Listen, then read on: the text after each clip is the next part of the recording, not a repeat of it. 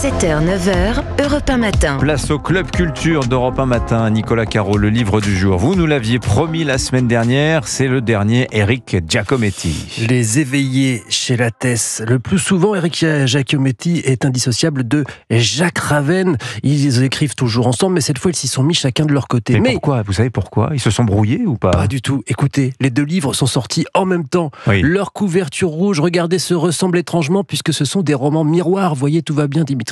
Vous pouvez les lire indépendamment l'un de l'autre, mais si vous lisez les deux, ils se répondent et ça crée quasiment un troisième roman. Ah, ça, pour le coup, c'est intéressant. Alors, celui de Jacques Raven, vous nous en avez parlé la semaine dernière sur Europe 1, Nicolas Caro. Il se passait avec les Templiers au XIVe siècle, le Giacometti, alors. Alors, rien à voir en apparence. Ça commence de nos jours au Mexique, site archéologique sacré de Teotihuacan, temple du soleil. Il y a là une conférence internationale interreligion. Une cérémonie rituelle s'achève, c'est magnifique. Le soleil au zénith semble flotter au sommet de la pyramide. Les costumes superbes, les tambours, au milieu des ruines comme ça, c'est magnifique. C'est un colloque en fait organisé par une ONG un peu crispante, un peu start-up avec une novlangue pénible, mais bon, ils ont réuni là des chrétiens, des bouddhistes, des juifs, musulmans, taoïstes, hindous pour réfléchir à la transcendance en créant un réseau social. Bon, pourquoi pas. Il y a là le cardinal Talastiera. À un moment, la patronne de l'ONG porte un toast et tout le monde vide son gobelet d'horchata, une boisson à base de cannelle et vanille. Le cardinal grimace un peu et soudain, il entend une voix qui lui dit « La déesse serpente te salue ». Et le cardinal Il n'y avait ne pas se que de sent la cannelle pas et de bien la vanille. du tout. Chapitre suivant, voilà Agathe à Paris, de nos jours. Elle travaille chez Canso Consulting.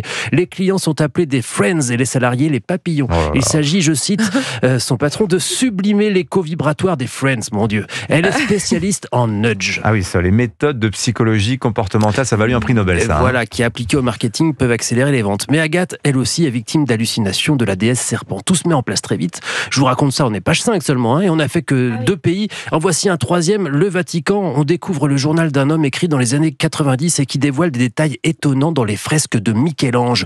La figure féminine du serpent dans l'expulsion du paradis terrestre, ou une autre figure étonnante, féminine aussi, dans la création d'Adam avec Dieu qui tend le doigt, vous savez. Je me tais, tout est là. C'est un thriller ésotérique halluciné à base d'ayahuasca, la boisson de la transe. Vous ouvrez la première page, vous restez jusqu'au bout. Et ça se répond vraiment avec le Jacques Raven. Il y a des points communs très forts. Intéressant. Pour avoir lu les deux. Les Des éveillés. signes. Et je pense qu'on peut chercher longtemps après les signes entre voilà. les deux. Là, c'est vrai que la mise en page est très similaire. Bon, c'est parfait pour le mois de juillet, pour le mois d'août. Ça vous fait Sont 600 pages, confondantes 800 les pages, ça couvertures. va. Il faut acheter les deux en même temps. Pour pas se Les tromper. éveillés, donc Eric Giacometti. Merci Nicolas Caro. Héloïse Goua, votre conseil série de la semaine, c'est la nouvelle série signée Guy Ritchie. Et oui, je suis très heureuse de terminer cette saison en beauté avec la série Mobland. Cette année, j'ai eu 2 gros coups de cœur en série. Il y a déjà The Day of the Jackal à regarder absolument sur Prime. Même Anissa a adoré. Et puis, Fantastique. Mobland. Même Alissa, c'est pour vous dire. Allez-y sans crainte. Et puis Mobland, dont je vais vous parler. Et il se trouve, je m'en suis rendu compte après avoir vu la série, qu'une seule et même personne est à l'origine de ces 2 pépites. Il s'appelle Ronan Bennett et n'a donc pas oublié d'avoir du talent. Dans Mobland, Guy Ritchie est producteur et réalisateur de seulement 2 épisodes sur 10, mais ce thriller mafieux nous plonge tout de même bien dans l'univers aussi comique que violent du réalisateur de Snatch. Et puis le casting est impressionnant. Pierce Brosnan, Hélène Mirren ou encore Tom Hardy qui retrouve Guy Ritchie 17 ans après le film Rock'n'Rolla. Alors, que raconte cette série ? On y retrouve sûrement des gangsters vu son titre, Mobland. Absolument, des gangsters plutôt chics. Conrad est le patriarche de la famille Harrigan. Tenez, je le laisse se présenter lui-même. Je suis un bon père de famille.